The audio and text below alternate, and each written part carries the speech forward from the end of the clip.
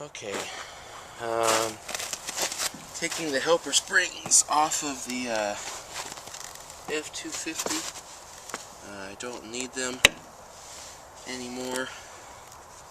So, and I took the actual U-bolts that secure them down as far as put tension on the springs themselves, and ran into a problem with that, and I finally noticed what the problem was. So let me take this wheel off, and then I'll show you what I mean with what's going on. I could technically take these off without taking the wheels themselves off, but it's a lot easier to show somebody what's all going on, and I don't have to lay underneath the truck. And I'll shut the camera off when I get this, until I get this wheel back off, because as you can see, it's about 15 degrees outside right now, and this is what you have to do when you don't have an air compressor that works for you, because it's too cold for the air compressor motor to run. So, but and I'm parked too far away from the compressor anyway. So yeah, when I get this wheel off, I'll talk back at you. Okay, let's get this everything out of here.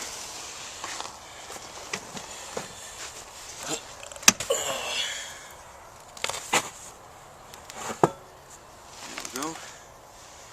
I don't know if you can see this big brake or anything all that good. It's almost the size of the whole wheel, the whole drum assembly. But let me show you what I'm looking at. Okay, there's the helper spring, and then the standard leaf spring. Helper spring goes up to there, and the U-bolt would attach to that end and pull it down. And then the helper or U-bolt would attach to that end of it and pull it down as well. But as you can see, there's very little room for this to move.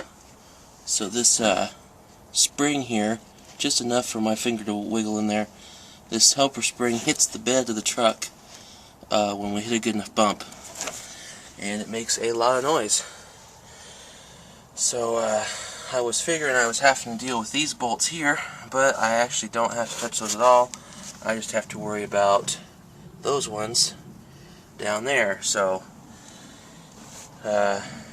those are going to be a pain, because the bolts that were holding the ends down were a really big pain in the summertime, and now it's cold out. So there's the big brake. I don't know what all this oil is from. It's the same as when I bought the truck. It's not leaking any more than it was, and these brakes work awesome on this whole rig. So, and for people that don't know, because my subscriber base isn't based around this kind of stuff, some people might wonder what this piece is here, and they think it might just be like a hub service piece or something. This is actually the axle. This is a Dana 70. There's a little tag on there. It's not in the normal place that a 70 is, but this is a 70. You take these, it's a floating axle is what they call it. You take these bolts out here, and the whole axle, from all the way in the differential, the whole thing will slide all the way out, and you can take the axle out just like that. So, and then you got a special socket you gotta buy that you put in here to remove a special shaped nut. It's a pronged type one, or it's just a big nut that has a different shape to it, and you can take off the whole drum and hub assembly off that way. And gear oil gets all the way out to here, because the gear oil that you put in the differential goes all the way through and lubes these bearings. So there's just that little bit. See if I can fit this tripod around me here. Yeah, those bolts right there, those two on each end, as you can see, that's a double stacked nut to lock it in. That's just going to be just a fun job doing that. So I'm glad I took the wheel off instead of deciding to leave the wheel on, because that's just a pain. Okay, so this is the stuff I'm going to spray on there. the oil that creeps. It's supposed to be like a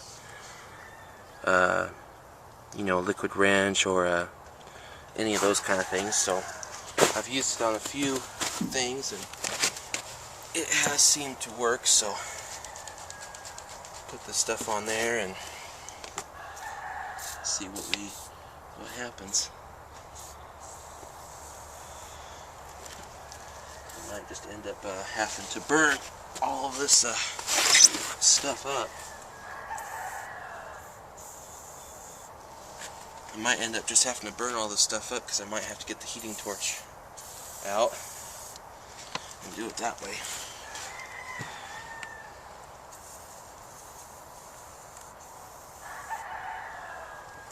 It's purple stuff.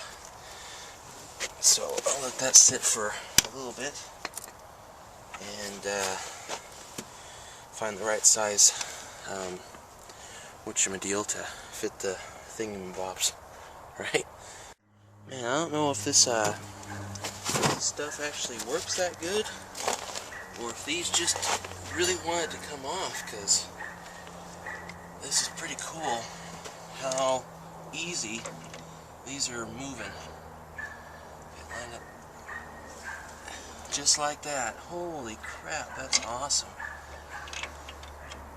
I can't tell you how, for the non-mechanic people out there, I can't tell you how cool it is to have some kind of a liquid wrench or liquid kind of spray to break loose nuts and bolts and stuff. How cool it is for it to actually work. Life is just so much easier when it works out that way. So I got the 4 bottom ones here loosened. I'll take those all the way off, and then I'll worry about taking the other 4 off, and then that helper spring should just come off. Okay. Been working for a while on taking those bolts off. I still had a little bit of a problem. Shit.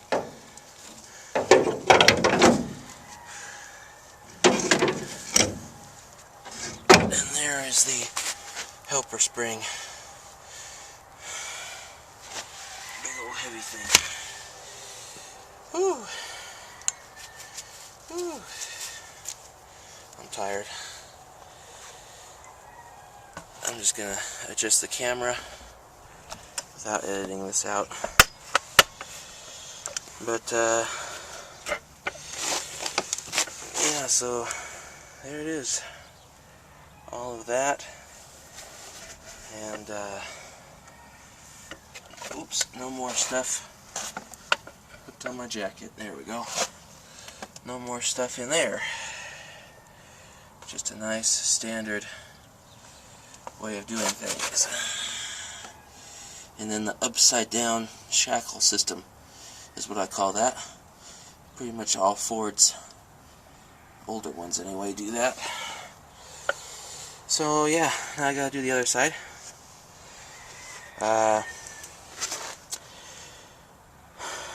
Little channel shout out thing, just to help the guy out. As I film this, I'm still the guy's only subscriber. He only has one, and that's just me. Is Max Holler, I believe is the thing, and I'll put a link up. And go, if you like diesel trucks, he's got a really nice Ford that's a few years newer than mine, but I think his has a 7.3 IDI, indirect injection diesel. If you like diesels and diesel trucks and whatnot, this guy is a diesel nut. Looked through a lot of his favorites. He sent me a friend invite one day, and I decided to look at it and go through his channel and see that he was just getting started with the videos and stuff. So, and he has really cool videos, really awesome quality. He uses a really good camera, and like I said, he's just a diesel fanatic. So if you look through his favorites and all the videos he's liked and stuff, he just is always watching diesel stuff. So Max Holler, I believe the guy's down in California is where he lives or whatever. He just shoots really cool stuff. Go check him out. Subscribe to him. This guy definitely deserves more subscribers than what he does. And yeah, thanks for watching this video, and I'm going to go inside and warm up. It's probably about 20 some now over the period of time I've worked on this. Go warm up, go dry off after laying in the snow, and I'll do the other side on my own. Same thing as this one, so no need to watch that. But thanks for watching, and until next time.